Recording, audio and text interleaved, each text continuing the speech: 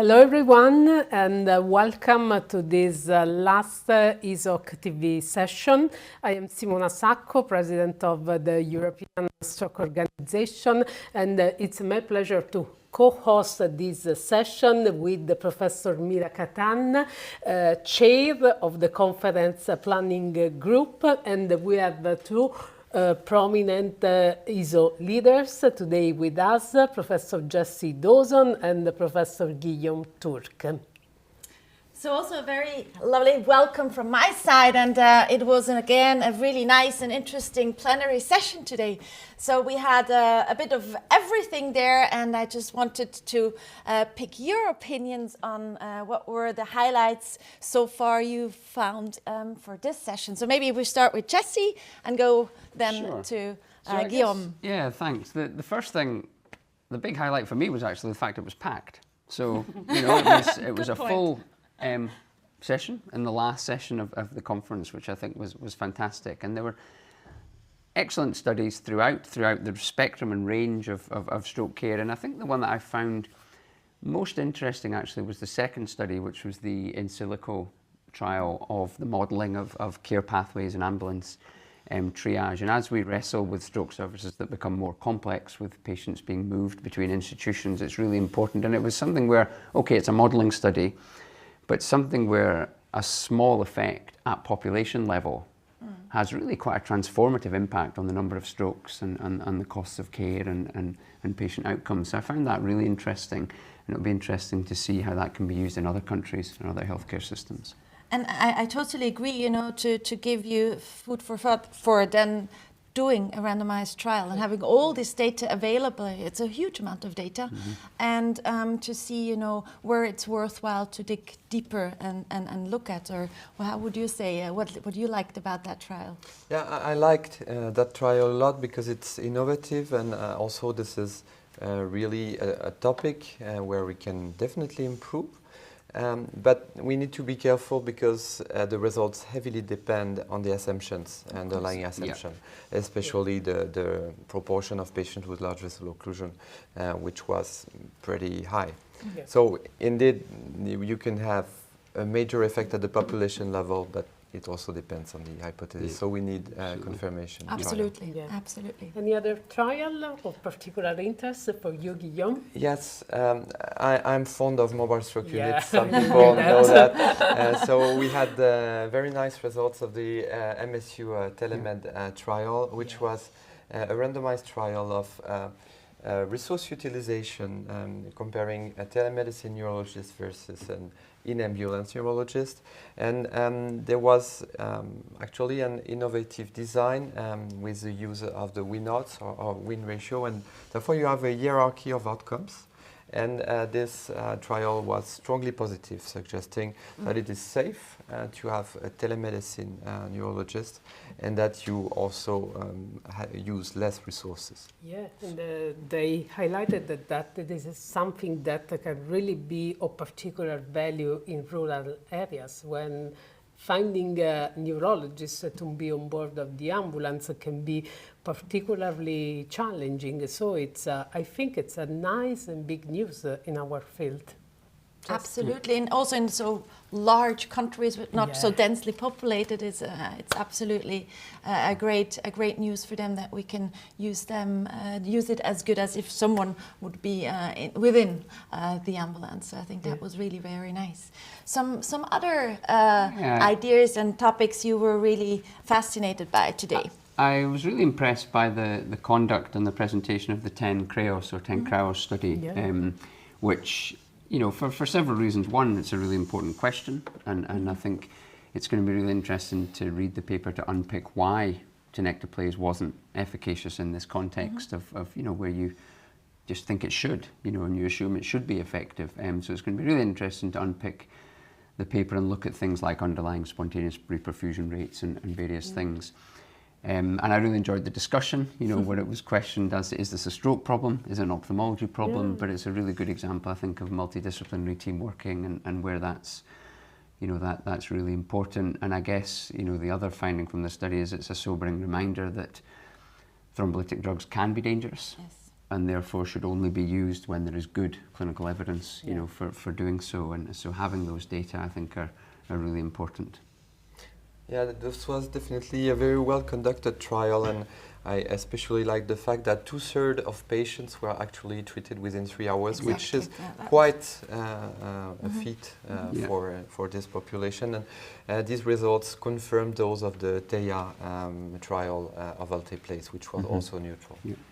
And it shows how it is possible to work really jointly, you know, coming from the ophthalmologist directly to our stroke wards. And, you know, we have always that discussion why it does take so long for them to come to our ER, but it is feasible. So I think that's also a very good news out of this trial. Yeah, one last trial to highlight from your side. Yeah, that's not a trial, but I think the observational analysis of data on tandem, on stenting versus no stenting in patients with tandem occlusion was very interesting because the results were highly in favor of stenting. So of course there are limitations due to the observational nature of the study, but it seems that potential confounders were well controlled.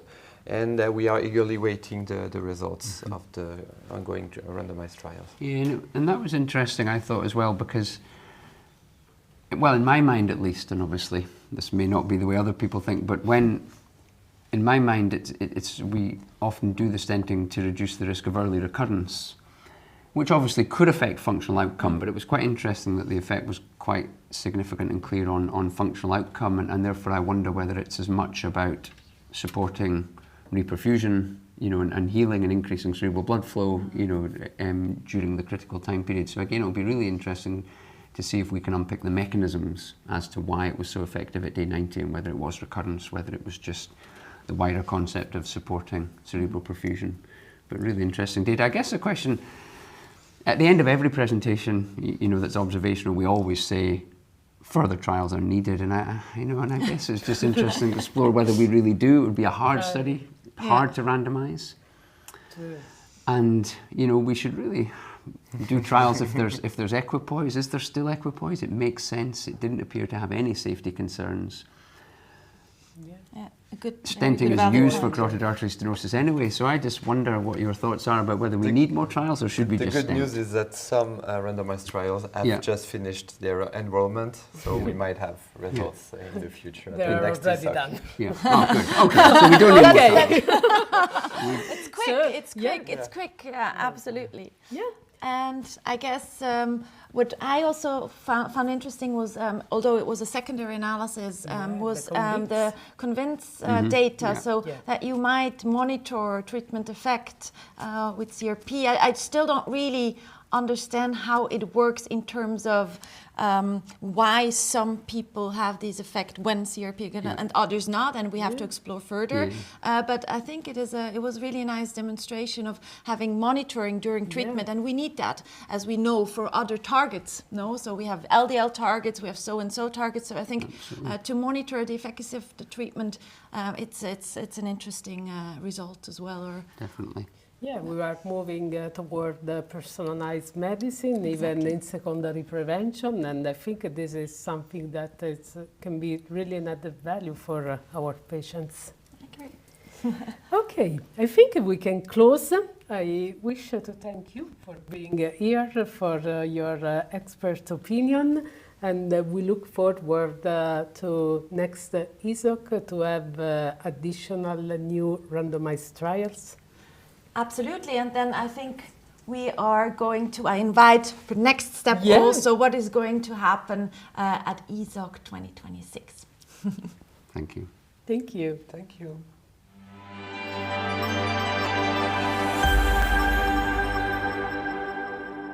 Welcome to the last ESOC TV session. We are here with Professor Urs Fischer and Professor Wim van Zwam, who is going to host, together with ESOC, the next conference in Maastricht. And of course, with Professor Mira Katan, our CPG chair. We would like to hear from you about your impression, your overall impression on the scientific content of the conference, and of course, if you can give us, Wim, any hint, any idea on what's happening next year in Maastricht and why it's going to be so special next year. Professor Fischer? Yeah, thank you very much. So I think overall it was a very successful conference. I was very pleased to see that more than 4,200 people were attending ESOC, and you know, people are just saying it's the #1 conference worldwide. And not because it is also very well organized, but I think also from the scientific content. I think ESOC is driven by science. Science is the main priority, and also education is key. So we had wonderful large clinical trial section, which have been discussed here in the TV studio before. Yes. There were excellent studies which have been presented, but there were also a lot of interesting studies which have been presented in all these different sessions. So for me, it was a wonderful conference. Fantastic, totally agree. Wim, what are your 3 take-home messages from the scientific point? What really struck you from from the trials or from the presentations you heard? Well, it's not so much, we have talked a lot already about all the main trials that have been presented here, but there were so many posters and so many young physicians presenting their even smaller trials. Maybe they are not that important, but for them they are important. They are the first step to get bigger things. And that's one of the things that we would like to promote even more. Bring young physicians on the stage. Let them present even their small trials. I think that is one of the things that we do very well here at ESOC. So that is the one point. Mm-hmm. Second point that I have seen now, we organized a hands-on workshop for interventionalists or for people that are interested in the thrombectomy. I think that's a good thing. We can show many physicians how thrombectomy works. We have flow models, we have simulators, and that's something that we started last year also in Basel, and I hope we can repeat it. It depends, of course, on the support of the companies, the industry, but they are very willing to support us again. So I think that will be a success, and I hope that we can attract more people interested in the procedure itself to see how it works, how we can improve it, etc., etc. So I think we can continue with that as well. Yeah, and just to take up the point, I think from the younger colleagues, I think it was really very brilliant to see also on the plenaries and at every other session as well, but you know how great they are on stage, or how really, you know, have a great way to give their speeches and are very enthusiastic and doing a really excellent job.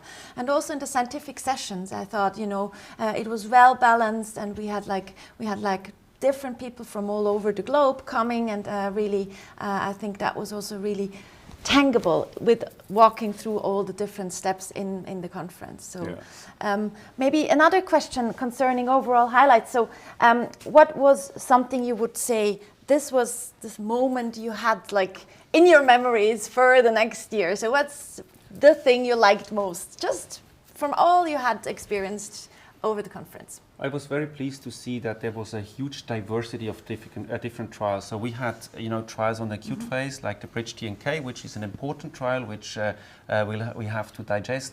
Then we had strokes on secondary prevention, but we also had trials on rehabilitation and falls. And I think these are the interesting topics. And I'm very pleased to see that also allied healthcare professionals were presenting their trials at our conference. So overall, the diversity, I think, is something which was extremely intriguing. And probably if you ask me what was the most stunning trial, I was very impressed by this Chinese interventional study where they had artificial intelligence integrating clinical data and imaging data into a model which helps to consult the physician to treat better the people. And I think that is something which was really might be a game changer, that we use artificial intelligence in our clinical routine, and it probably should be embedded in all our clinical information system in the future. So if you ask me, that was the highlight. I like that very much. Artificial intelligence and new techniques are very welcome, I think, and also when they can be presented here at ESOC, that is fantastic. I also love the presentation by what's his name, Santiago Ortega. And his colleague about these kind of apps where you have in the pre-hospital phase the where you can make the right decision. I know in Rotterdam they're working on that as well. They have a nice app. These kind of things, and the way they tested it in vitro, in fact, with a simulation model. That's maybe the way to test things out. It's again part of AI. In fact, you use kind of artificial intelligence to test things. I think even for clinical trials, maybe in the future, we can use these kind of artificial intelligence systems to simulate control groups or something like that. I think that is the future, and we have it already in ESOC, and I think we will expand on these kind of new techniques. I hope so, at least. So, Mira, to summarize, equity, diversity, and sustainability in science. This is what we have just seen at ESOC this year, isn't it? So, what is going to happen next year? Wim, this is of course for you. Yeah, well, do impress us. about the scientific concept, of course I cannot predict what will come out for the coming trials. There are still quite some interesting trials ongoing, and maybe some will be finished before that, but that's something that we don't have in our hands. What we have in our hands, and what you said as last, sustainability, and we have discussed this in the past days as well. Sustainability will be a topic I think that we will focus on in Maastricht as well. I showed you in my presentation for next year that we will use bicycles, we will provide them, we will advocate physicians to come by train, to use a sustainable way to come to Maastricht, and Maastricht itself has sustainability high in its banner. So I think that is one of the points that we can work on at least, and I hope that all the attendees that will come to Maastricht will support us and do the same thing. Urs, what is your forecast for Maastricht? What do you expect? What would you like to be struck by in Maastricht? Yeah, I'm very pleased that in Maastricht, that's the first time in the history of ESOC that the chair of the conference is a neurointerventionalist. And I think that's of utmost importance. ESOC wants to be inclusive, and we have to collaborate together with professionals from different fields in order to reduce the burden of stroke. And therefore, I think that is something which is extremely important for us. And Wim is a well-known and very well-connected neurointerventionalist, so I think that's one of the highlights. And last but not least, Maastricht is in the heart of Europe, and I think the European Stroke Organization also reflects the value of Europe, and I think we should really be extremely proud but also eager to keep the values high. The scientific and educational values must be very high, but also sustainability has been mentioned by Wim. And of course research. You have been talking a lot in these days about research, and how ESOC is also the beating heart of research in the European area. This is, I think, one of my take-home message from this conference. But I do have also a question for you, Mira. You are the CPG leader. This conference was absolutely fantastic, and I cannot think of anything that could have been better. But if you could, express a desire or say, oh, well, next year I'll do this in a different way, is there anything? To be honest, I mean, I would say keep it just like that. But is there anything you would like to change? So yeah, thank you. But this is teamwork. Yes. So it's really, we had a great team. We had lots of really people who are deeply involved in all their committees, and without that it wouldn't have been possible. And of course also with the organizer Congrex, and I think what is really the secret ingredients of ESOC is really we are colleagues. We are all interested in science, but we are also some kind of a family. Yes. And I think that's really something which comes through and which you might feel. And I think that also was a bit of the feedback I received also from people all over the world coming to us, coming to our family and being part of it. So I think that is probably what I would say is the little secret we do have.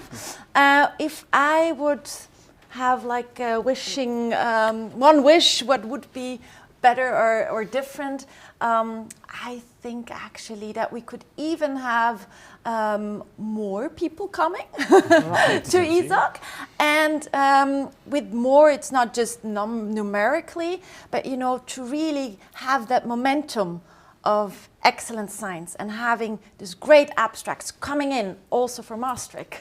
Yes, we need a lot of, we would like to read as many abstracts as possible. And I think this year also we had a huge number of abstracts that were submitted to the conference. Yeah. So this is very promising for next year. And we know also that Maastricht is the home of Mr. Clean. This is very interesting for us. And you're neurointerventionalist, so the two communities are finally one in Maastricht. And any comment from Professor Fischer, from yourself on this? Well, first I would like to say it was not an event or a study from Maastricht, but it was a Dutch study. Okay. With Maastricht, Amsterdam and Rotterdam in the lead, but all centers participating. And I think that is the strength of the Netherlands, the collaboration between all the centers, but also between neurologists, interventionalists, even neurosurgeons that were involved, the collaboration. And that is reflected, I think, in ESOC as well. And that's also why you said that we would like to have more interventionalists, because we really collaborate in this field. We collaborate on stroke, and we have to have them all together here. And we are doing a good job, I think. If you see how many interventionalists are already here, I know from my country there are several, but of course we can do more. This collaboration, I think, this family feeling should be expanded to even some nephews. Cousins. Yes, and cousins. No, fully agreed. I think that's one of the strengths. But if I had a wish, I think we really would like to become even more attractive also for new interventionalists, because we have to come together. We have to discuss not only the good things, which means the trials and everything, but also the complications. We need sessions on morbidity and mortality, how we manage to find a common decision, how we treat and manage a patient after the intervention, during the intervention. So I think there's so many topics which could be discussed in the future. So I'm looking forward to Maastricht. Yes. Yeah. And this is going, we will also be challenged by the dark side of stroke care, so the complications. But I've heard that in Maastricht you're getting ready for us, that your department is getting ready for us, because you did Mr. Clean, and that your team is somehow preparing for the ESOC. And I've heard that there is a video. Mira, you heard about it? It might be that there is something happening specifically in Maastricht. I don't know how much we can say by now. Maybe everybody gets a Dutch tulip or something. But maybe something like that. No, you're right. We are preparing, of course, for this big event. I think for Maastricht, it's a huge honor to host the ESOC in 2026. And so our local team is already preparing many things, and maybe you... We have a hint of this. Yeah. Shall we play it? No, we cannot play it now, but it will still be a secret. So you will see. It's a secret. It's a secret. No, we are preparing, and it's about the party at the end. That will be fantastic, I think. Although difficult to beat Basel and Helsinki, but we will try. We will see. But this is, so we close, Mira, on a cliffhanger. Yes. I think you... Okay, so I think what's really important here is that everybody comes to Maastricht and enjoy our ESOC 2026. So thank you for being here at Helsinki, but don't forget next year to come to Maastricht. Thank you. Thank you. Thank you.